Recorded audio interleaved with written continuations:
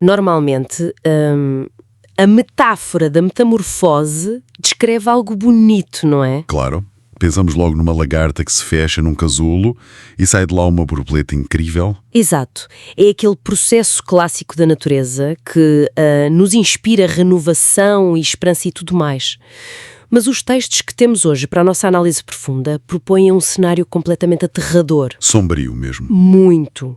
Pensem no seguinte, o que é que acontece quando pegamos num ideal político, num conceito puro e cristalino de justiça social e o trancamos num casulo histórico sob uma pressão extrema? E 30 anos depois, o que sai de lá dentro não é borboleta nenhuma. Nem de perto. A criatura que emerge é um monstro com tentáculos que está focado apenas em devorar os seus próprios criadores.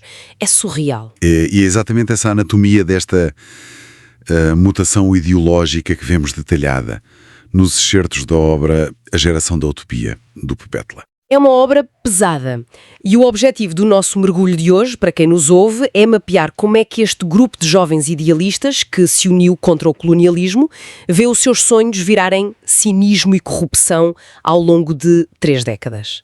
E o que é fascinante aqui é a estrutura que os textos usam. A narrativa é dividida em 4 épocas muito cruciais. Temos 1961, 1972, 1982 e 1991. São 4 recortes no tempo, certo? Exatamente. São cortes transversais onde acompanhamos a evolução, ou melhor, a desconstrução total de figuras como a Sara, o Aníbal, que depois passa a ser o Sábio, o Vítor, que ganha a alcunha de Mundial, e também o Malongo e o Elias. Ok, vamos desvendar isso. Porque a grande questão aqui é o que é que acontece quando a revolução pela qual tantas pessoas sacrificaram a vida finalmente triunfa, mas o resultado final é irreconhecível. É a pergunta de $1 milhão. E para responder temos de ir ao início. Lisboa, ano de 1961. O ambiente na Casa dos Estudantes do Império. O centro do regime colonial português, em plena ditadura de Salazar. Sim, e temos este grupo de jovens africanos, brancos, negros, mestiços a estudar na capital do Império. Há um fervor revolucionário contagiante, eles leem Marx, debatem Franz Fanon, é o despertar de uma consciência nacionalista brutal. E leiam tudo isso às escondidas, claro, porque o ambiente era de enorme risco. Claro, mas repara, eu quando li esta parte, a analogia que me veio logo à cabeça foi isto é como uma daquelas startups, percebes? Como assim uma startup? Aquelas startups cheias de jovens brilhantes numa garagem. Todos partilham uma visão romântica de mudar o mundo, energia é super contagiante, desenham esquemas nos quadros. Ah, estou a ver. Mas ainda não tiveram de enfrentar o mercado. Nem mais. Estão protegidos pela bolha europeia. Ainda não bateram de frente com a brutalidade do mercado livre, que neste caso é a lama e a violência da guerra real. É uma excelente analogia. E mesmo nessa bolha, o que os textos mostram é que as fraturas futuras já lá estavam. Já eram visíveis. A sério? Logo em 61? Sim. Por exemplo, a Sara. Sendo ela branca e estudante de medicina, ela começa a notar certas desconfianças raciais a emergir logo a seguir aos primeiros ataques armados em Angola. Há uns olhares de lado, não é? Exato. E depois aquela conversa emblemática no 1º de maio com o Laurindo é um momento-chave. Eu lembro-me de ler isso, foi um balde de água fria. Completamente. O Laurindo diz à Sara sem rodeios que as bases do povo já olham para os mestiços e para os brancos com enorme suspeita. Eles não os veem como salvadores. Vê-nos como uma nova elite. Pessoas que beneficiaram do sistema colonial para ir para a Europa e estudar. Precisamente. Ou seja, mesmo no pico do idealismo teórico, as sementes da divisão, seja de raça, de classe ou tribo, já lá estão plantadas e a ganhar raiz. E as próprias personalidades deles mostram que a união era frágil. Temos o Aníbal, que é um intelectual brilhante, sempre a filosofar, e depois, em contraste absoluto, temos o Malongo. O Malongo é um caso de estudo. O homem é jogador de futebol do Benfica. A grande preocupação dele é esconder a viola no quarto e curtir as festas e as mulheres, como a tal francesa, Denise. É um desfazamento gigante. Como é que pessoas tão diferentes iam segurar uma revolução juntas? Na teoria dos cafés de Lisboa, tudo se aguenta. O problema é depois. Pois, é isso que nos leva à nossa próxima paragem. Quando essa teoria dos cafés choca com a selva angolana. Saltamos para o leste de Angola, uma década depois, 1972. Uma mudança dramática. A bolha rebentou. Rebentou e de que maneira? Os estudantes agora estão na frente de batalha. O cenário que as fontes descrevem é A Chana, que é aquela planície relevada aberta, e a mata densa. E não é só geografia. É importante notar isso. É um estado de espírito puro de sobrevivência e de muita, muita paranoia. Atravessar a Chana era o terror absoluto por causa dos helicópteros. Completamente. E é no meio desta exaustão que vemos aquele choque monumental de perspectivas entre o Aníbal, que agora se chama Sábio, e o Vítor, que adotou o nome de Mundial. O diálogo noturno entre os dois é o coração desta fase. O Sábio mantém aquela sua visão supercrítica. Sim, ele não tem papas na língua, ele aponta que o movimento já se desvirtuou todo. Diz mesmo que os comandantes roubam os mantimentos, ficam com as mulheres e cometem abusos de poder terríveis. E, enquanto isso, os guerrilheiros rasos andam a fugir e a passar fome. A moral estava no chão. Mas aqui é onde fica realmente interessante para mim, porque a reação do Mundial a isso é maquiavélica. Ele não nega os abusos, pois não? Nada. O Mundial usa essa mesma retórica revolucionária e a queixa contra o tribalismo, porque ele fala dos privilégios dos ditos camundongos do Norte e de Luanda, não para limpar o sistema. Usa isso para tomar o poder para si. Exatamente. Ele quer o poder para os homens do leste. Eu fiquei em choque ao ler como ele manipula os soldados mais simples, como o Muquindo. Ele atiça a raiva deles, mas só para se posicionar como o novo líder. Ele percebeu que o tempo do romantismo morreu. A guerra perdeu aquela mística de libertação. Virou só um negócio de oportunidade. É isso. Virou uma escada. Uma forma violenta de ascensão social. E o Sábio percebe isso perfeitamente. O Sábio confessa que a guerrilha virou um refúgio para oportunistas e um espaço onde se justifica o sadismo com política.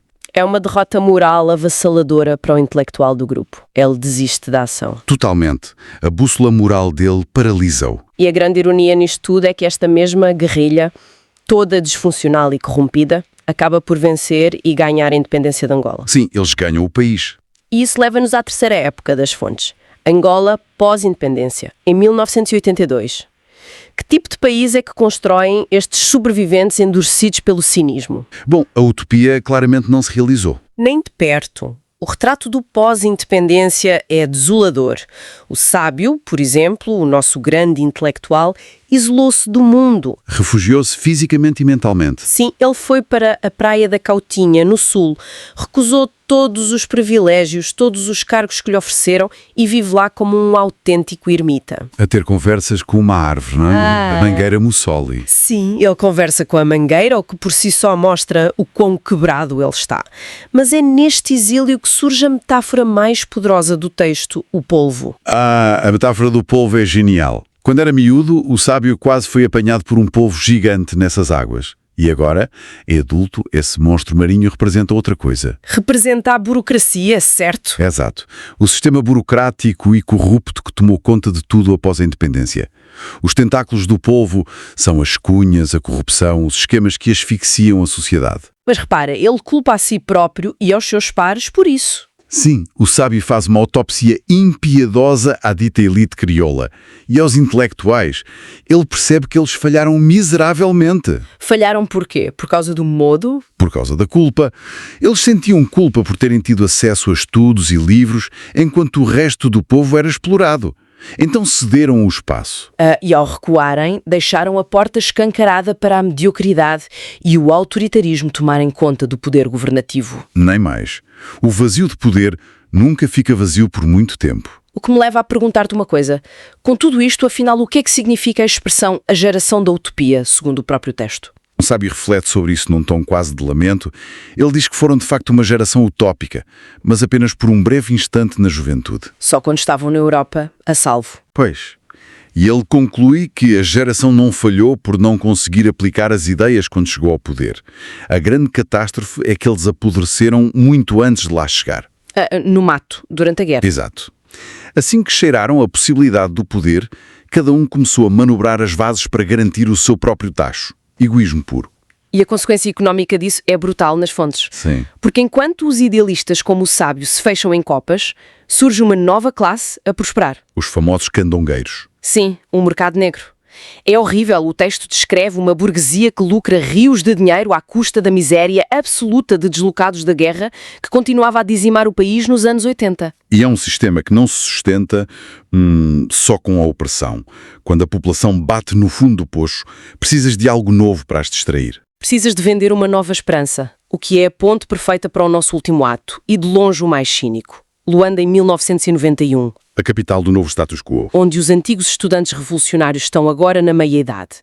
Vamos fazer o ponto de situação. O Malongo, aquele jogador do Benfica. O Malongo virou um tubarão do capitalismo selvagem. Importações, exportações, esquemas com o governo. E mora numa vivenda de luxo, em Alvalade, a beber o seu whisky escocês de 12 anos. Ele é a cara da desigualdade.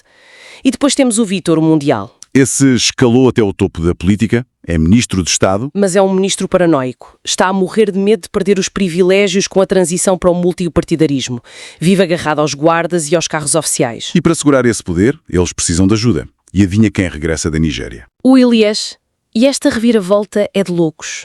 O Ilias, que era aquele intelectual que lia Fanon e debatia a luta armada marxista, regressa como bispo. Bispo e líder de uma mega seita religiosa recém-criada, a Igreja Dominus, o Deus da alegria e da esperança. Ok, vamos lá ver o que isto tudo significa. Porque isto não é uma igreja normal. Ele admite abertamente que inventou a teologia toda. Ele admite com um orgulho cínico incrível. Pois admite. O Ilias percebeu que as massas estavam desesperadas. Então ele desenha esta igreja quase como uma engenharia social. Usa batuques constantes para acelerar o ritmo cardíaco das pessoas, mete sintetizadores eletrónicos para as hipnotizar.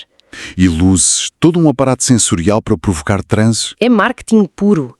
Ele não criou uma igreja, ele lançou uma startup de entretenimento espiritual. Até tem campanhas de jovens a distribuir panfletos e a gritar slogans nas ruas. Parece que estão a vender sabonetes. E a teologia que ele criou é brilhante do ponto de vista da manipulação. Uma religião europeia tradicional não funcionava ali porque estava demasiado associada ao sofrimento e à culpa. E aquele povo já tinha sofrido que chegue. Claro, eles precisavam de alegria e ele empacota isso e vende. Mas o clímax deste cinismo, para mim, é a cena da reunião na sala VIP. Esse é o momento em que a geração da utopia sela o seu destino final. Estão os três a beber o tal whisky caro e a dividir o país como se fosse um bolo. É um acordo de sangue e negócios. Totalmente. O Elias tem o rebanho, milhares de jovens fanáticos que obedecem à seita. Ele promete canalizar essa juventude como força política de apoio para o Vítor nas eleições. E o Vítor, sendo o ministro, dá-lhe o quê em troca? Garante a legalização imediata da Igreja, proteção institucional e imunidade. E onde é que entra o tubarão do Malongo no meio disto tudo? O Malongo é o investidor. Ele entra com o capital pesado para financiar as campanhas da Dominus. Ele apercebe-se que a religião é o mercado mais lucrativo de todos. Ao ponto de querer contratar arquitetos de emergência. Sim, ele fica preocupadíssimo, porque o cinema velho onde fazem os cultos está a cair aos pedaços. Mas não é porque ele tenha pena das pessoas, é porque se o teto cair, o negócio dele vai à ruína. É a fusão perfeita e aterradora entre a política corrupta, o capitalismo predador e a manipulação da fé. Eles fecharam o ciclo. Os jovens que em 1961 queriam salvar o povo são os homens que em 1991 exploram com precisão cirúrgica e total consciência do que estão a fazer. É o verdadeiro legado da geração da utopia. É brilhante e sombrio. E o que eu retiro como grande síntese destes textos é que a morte de uma utopia política nunca deixa simplesmente um vazio. Ela cria um terreno extremamente fértil. Fértil para quê? Na tua perspectiva? Fértil para o aparecimento de utopias pré-fabricadas, ilusões e lucrativas que continuam a extrair o pouco que resta das mesmas pessoas. A máquina da exploração mudou de facto, mas não mudou de donos. É uma constatação pesada. E os textos deixam-nos uma última imagem visual lá no fim, que eu acho que serve como uma grande provocação para quem nos ouve levar para casa hoje. Qual imagem? Aquela no cinema. Exatamente. A narrativa termina nesse tal cinema sem teto. A congregação está toda lá dentro, mergulhada num transe profundo, a xinguilar e a olhar para o céu noturno, para as estrelas. E o Elias lá à frente, claro. Sim, o ex-guerrilheiro marxista transformado em líder espiritual, de microfone na mão, a fingir que está a canalizar as vozes de divindades e extraterrestres para aquela multidão em delírio. Uau! É o triunfo da ilusão sobre a razão. E a pergunta que eu lanço para os nossos ouvintes refletirem é esta. Hoje em dia, quando olhamos para a nossa sociedade, quando vemos nascer novos movimentos repentinos ou líderes mega carismáticos nas redes que prometem soluções fáceis e esperança imediata para todos os nossos males estruturais, Sim. será que estamos a presenciar o nascimento de um autêntico movimento de mudança social? Ou será que estamos apenas a olhar para o mais recente produto da Domino's? Uma teia meticulosamente desenhada numa sala VIP com ar-condicionado entre golos de whisky e gelo, por pessoas que vão lucrar com a nossa credulidade. Essa pergunta bate forte. Faz-nos repensar muita coisa que consumimos diariamente e em quem depositamos a nossa fé e esperança, sem dúvida. E com essa reflexão fechamos a nossa análise de hoje. Quero agradecer-te imenso por nos guiares nesta dissecção da obra. O prazer foi todo meu. É um tema que exige este escrutínio. E a quem nos acompanha, obrigada por estarem desse lado, neste mergulho profundo. Pensem nos ciclos da história, questionem sempre os salvadores de serviço e mantenham o espírito crítico afiado. Até à próxima.